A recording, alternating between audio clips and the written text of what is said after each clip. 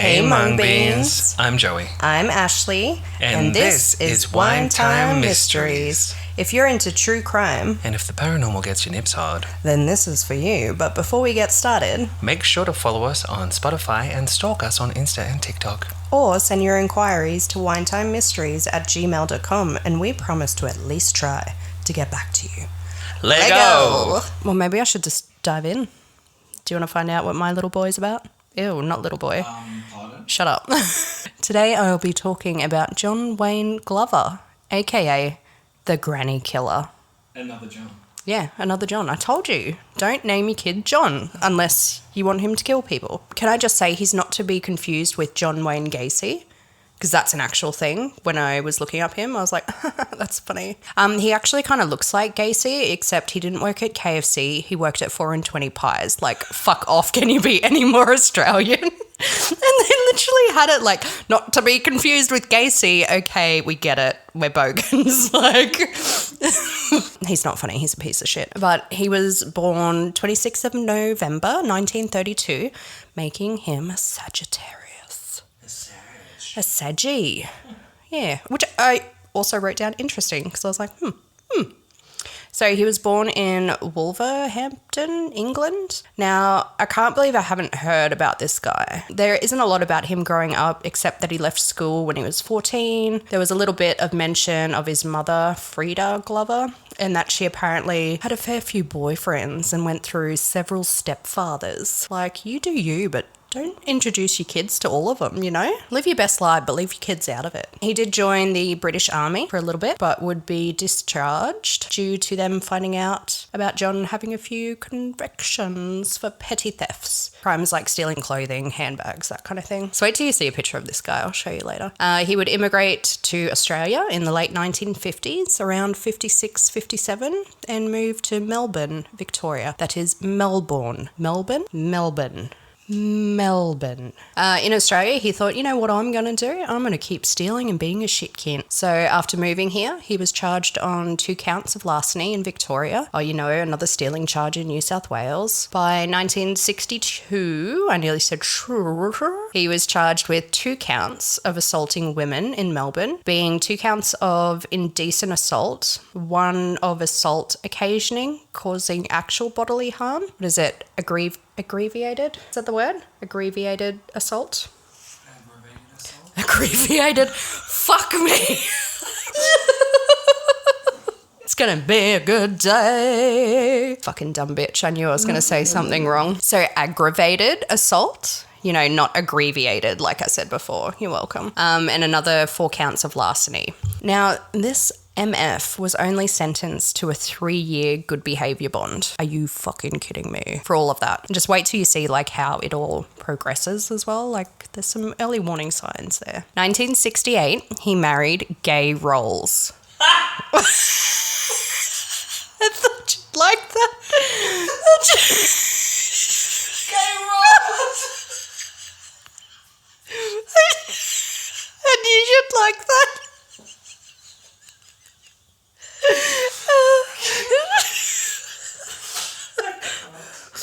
You made that one out. No, I was just going to say I couldn't find a lot on her, and I also didn't want to type in gay roles in the internet. I've got a few of those myself.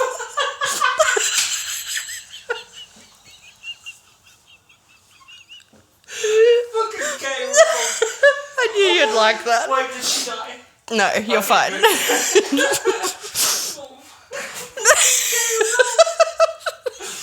Oh, that's bad. Okay, gay roles, yes.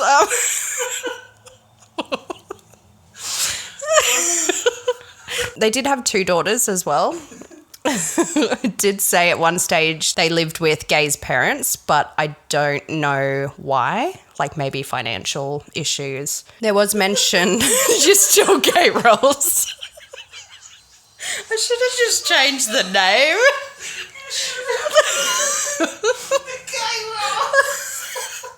That's all you needed, just a bit of gay rolls in your life. I don't need any more gay rolls. There was mention of Gay's mother, Essie, and how she didn't like John and they would clash. He said to have hated her, you know, just hate all your mother-in-laws. really can't keep it together. I can't do it while your face is like that. I'm being quiet. She tried. I'm trying really hard. So 1976, Glover's mother moved to Australia and would later die of breast cancer in 89. Glover would also be diagnosed with breast cancer that year, which I find very interesting. It does happen to men, obviously, as well. Now, before he started his killing spree in 89, it was stated that John volunteered at the Senior Citizens Society and was considered among his friends as a trustworthy man. He also worked as a sales rep, as I said earlier, for 4 and 20 pies and was now living in Mossman, New South Wales. Glover did have her pre-murder offence with an elderly lady, which happened 11th of January 1989, and the victim was 84-year-old Margaret Todd Hunter. She was in Mossman walking back home. Glover parked his car, walked up to her and punched her in the face. He stole her purse and headed to the RSL club. Now, if you ain't from Australia, you may not know what this is. So it's Returned and Services League, so like returned soldiers, veterans, that kind of thing. It's a pub, has food, pokies, nice and quiet. So she lived, however, they could not find who it was, but would later be tied to Glover. All right, now to jump into the horrific murders of this piece of shit. You ready?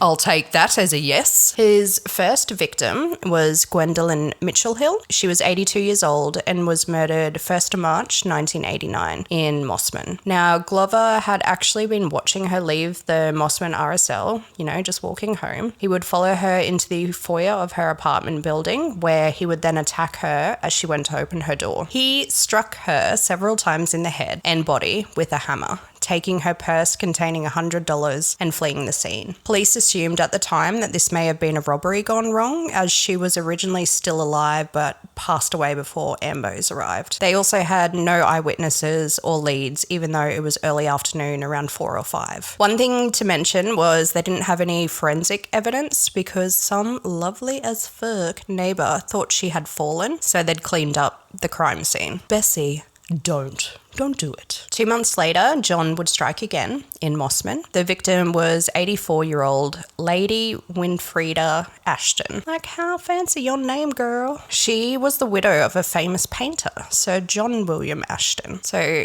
you could just picture what she looked like. Little lady with her little hat and, symmetrical haircut. Yeah. This happened on 9th of May, 1989. Again, she was walking home. Can I just say as well, bless these old ladies. Like, still getting around, walking home at like 80 years old, just doing their thing. No public transport, just whatevs. That won't be me, sis. Yeah, no. I was like, I'm flat out walking from my couch to the kitchen. No. I'm not. You can roll me. Yeah. Gaze roll coming through. Following her again, same as before, attacking her with a hammer in the foyer of the apartment. We just realized that we had a technical issue and my track wasn't recording, but it's recording now. So sorry. Thank you. Love you. Bye. He would then drag her outside to a rubbish area where he repeatedly hit her head on the concrete. Little old lady. Poor thing. There was mention that she nearly overpowered him at one stage, like a badass bitch. When she passed out, obviously from having her head smashed against the ground, he removed her pantyhose and would strangle her. That would later to be found to have cut her skin. Like he strangled her that bad. Again, stealing her purse containing $100. Makes me so sad. Like, these ladies have lived their whole lives and now being beaten up and killed just for $100 and some mummy issues, just saying. Well, if that's not foreshadowing, I don't know what is. Anyway, this piece of shit would take the money over to the Mossman RSL, where it was said that sirens would later be heard and John would make the comment of, I hope it's not another robbery gone wrong. Fuck off, John. How about that? So the police would find Lady Ashton laying face down diagonally. I can't say fucking diagonally. Better than your attempt at saying aggravated. Fuck off. So the police would find Lady Ashton laying face down across the concrete near the bins with a pool of blood around her head. Apparently she also still had some jewellery on her, which police thought was weird, like why steal purse and not the jewellery as well? By now, police are starting to realise they have a serial killer on the loose. Both being old ladies, money stolen, same area, and it's now starting to become more violent as it's going on. Thinking due to the thefts and There was schools around the area that maybe it was like a younger teen preying on the elderly. There was a suspect they had in May who had attacked an elderly gentleman that lived near Lady Ashton. A composite pic went out for a light brown hair male who was 22 to 25 years old and 180 centimetres tall and believed to be a local. So they kind of thought, maybe this is the guy. After 2 victims, he would take a short break on killing, but not from being a twat. He decided he would go on a molesting spree at retirement homes. Yeah, I won't go into detail on all of these, and some of them you couldn't find all the names, so I'm just going to list the dates and their names, not go into what he did. So June 3, 1989, he molested 77-year-old Marjorie Mosley at a retirement home in Belrose. So this was about, all of these different places are kind of 25 to 35 minutes apart. So even though he's kind of travelling, it's all, you know, pretty close by. 24th of June, nursing home in Lane Cove. He also assaulted 2 women there. 8th of August, assaulted Effie Carney in a back street of Linfield. 6th of October, he pretended to be a doctor at the Wybenia nursing home. I think that's what it's called. As you do. Yeah, assaulting poor blind Phyllis McNeil. 18th of October, he followed 86-year-old widow Doris Cox along Spit Road. You can't make that shit up. Like Doris Cox on Spit Road. Can I just say I watched like the news report of it, and the reporter's like, Doris Cox on Spit Road, and I was like, how is no one laughing at this? How do they keep a straight face? Because they're mature and we're not. Mature. No. I do feel bad because sadly she had dementia and couldn't recall her attacker. In the stairwell of her retirement village, John rammed her face into a brick wall, and mind you, this was all around 4 p.m. still. She unfortunately did say he was a young man, possibly a teenager. So once again, someone had cleaned the scene, so they were unable to find anything. Because a lot of the interviews and things that I saw was older people finding them, so they kind of just thought maybe they'd fallen at first, started cleaning up. I don't know. Little old ladies, man. Now, when the attacks were happening, police stated that they were not sure on the weapon that was being used, and I had a moment to maybe show how morbid I am, but I was like, what do you mean? It was a hammer. And my mind must have gone straight to, you know, like the hook side where you pull the nails out, smashing into the head. Yeah, but that, you know, it's just the other side maybe that was used, the flat side, not the hooked side, like my morbid ass thought. Yeah, all right. Then they thought maybe it was from a skateboard. So the idea of a young guy, not an old man. So the third victim now, which was on the 2nd of November, 1989 in Lane Cove, Sydney, 85-year-old Margaret Pahud. So, sorry for interrupting. Yeah, I can't pronounce her last name. I'll help you with that in a moment. Yeah, if you could, that'd be great. Excuse you? From what I'm hearing at the moment, all of these so far are happening in 89. Yeah. This is one hell of a spree. Yeah. It was a fair bit of a spree, and like some of them you'll see there's not much time in between as well. Third victim on the 2nd of November 89 in Lane Cove, Sydney was 85-year-old Margaret Pahud, I think is how you pronounce it. She was on her way home from shopping where she was spotted by John while he was driving home from work. Now, I want to mention that it was stated that John actually helped out another old lady with her groceries just before he attacked Margaret. They spoke, she offered tea, he declined, and headed back to where he would then follow Margaret. She turned into a laneway, heading to her house when she was hit on the back and the side of her head before collapsing. He took her handbag, and it is said he rearranged her clothing, possibly in an embarrassing way, as we will later find out. There was $300 cash in the bag. He would later throw the bag down a drain and drive to the RSL again, spending the cash. Police are now getting a pattern, but little evidence, however, means can't do shit. So the fourth victim was on the 3rd of November, so literally a day after poor Margaret. He would get his next victim, 81-year-old Olive Cleveland in Belrose, Sydney. This piece of shit went to another retirement village, being Gardens Retirement Village, and he was there for his frickin' job doing sales pitches. He saw sweet little Olive sitting on a nearby bench. Now, it was said he would strike up a conversation with her, which would result in her feeling uncomfortable, I assume, so she got up at some point walked away. Of course, he followed her, and just as she was walking to the building foyer, he pushed her into a walkway that must have been close by, so like before she could even get into the building. He would continuously smash her head into the concrete before removing her pantyhose and strangling her. Once again, it was mentioned her clothes were rearranged and so were her shoes, kind of placing them together near the body. He would also steal $60 from her purse.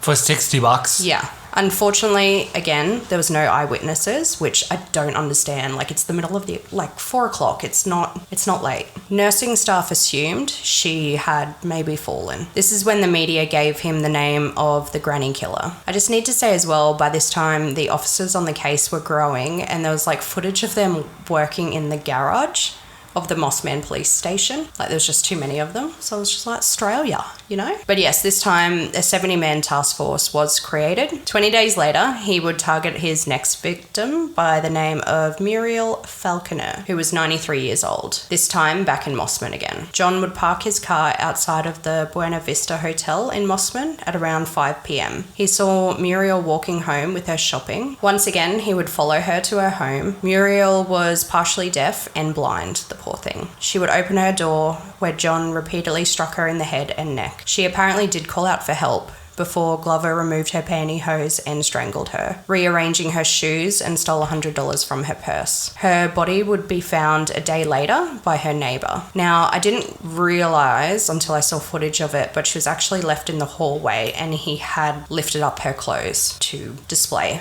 her, so to say, in a humiliating way, I guess, to find the body. So I can only kind of assume that's what the others were when they say rearranging clothes. They didn't really go into depth, but seeing the photo that I did, unfortunately. This was actually the first crime scene where no one cleaned anything up.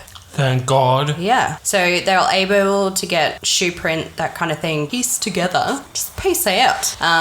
You know that they need to now rethink the profile, and it may actually be an older man, not a young teenager like they originally thought. They then re-interviewed everyone that they had, so like walking around town hall meetings, that kind of thing, trying to prompt some fresh memories. They re-spoke to Muriel's neighbour, who said she saw a man with grey hair who kind of looked like a doctor. Now we jump to 11th of January 1990, and Glover decided to do a sales pitch at the Greenwich Hospital in New South Wales. Can't believe this guy worked at 4 and 20 Pies. He was in his workwear, clipboard, you know, sales guy looking, and decided to go into the palliative care section. Yeah, so the ones that are terminally ill. Now, in this section was 4 elderly women, and one of them being 82-year-old cancer patient Daisy Roberts. Now, I don't know if he was just trying to pull himself off as a doctor or what, but this piece of shit asked her if she was losing body heat and lifted up her nightgown and started touching her inappropriately. She screamed for help, and thank God there was a nurse there who was pretty much like, what the fuck? And apparently Glover legged it. She was able to get his rego,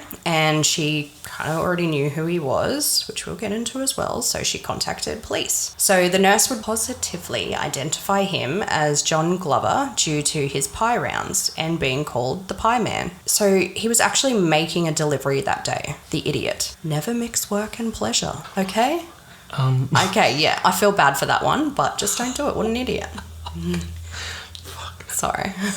They would not link him to the murders just yet because he didn't fit the profile at the time. Detectives would contact his place of work and then get his details, contact his house. His wife answered but said that John was currently in hospital due to a suicide attempt by overdose. Because they're cluing onto you. Yeah, because he thought he was caught. Yeah, exactly. You dumb fuck. Police visited John in hospital where he declined to be interviewed, although he would allow them to take a picture of him for some reason. Now, there was a suicide note in the hospital staff's possession, and it was written on a 4 and 20 Pies like business pad. I'm so going to post a photo of it. And the suicide note contained the words, "No more grannies, no more grannies," and also had written on it, "Essie started it," which is his mother-in-law. Yeah, like, I'll show you a picture after this. It's, yeah, ridiculous. Like, you have someone attacking older women, you hear a man molesting older women, and you don't think to put 2 and 2 together. Just saying. Now, John's final victim was a little out of his profile, but maybe that was because the cops were starting to close in. Who knows? He would also later claim that he was actually in a relationship with the victim, so cheating on his wife apparently. Now, this was 60-year-old Joan Sinclair on the 19th of March 1990, so a bit of an age gap between the previous ones. Apparently he had arranged to come over and fix a leaky ceiling. Likely story. Glover arrived, and once shown the leak, he would strike her in the back of the head with his hammer. He removed her pantyhose as well as lifting her clothing over her head. He grabbed another pair of pantyhose from her room and strangled her. Glover then rolled her body onto a mat, wrapped 4 towels around her head, and dragged her body across the room, leaving a trail of blood. She would be found later that afternoon by police, naked from the waist down, and her genitals had been damaged. He would later deny raping her. Now, because at the time,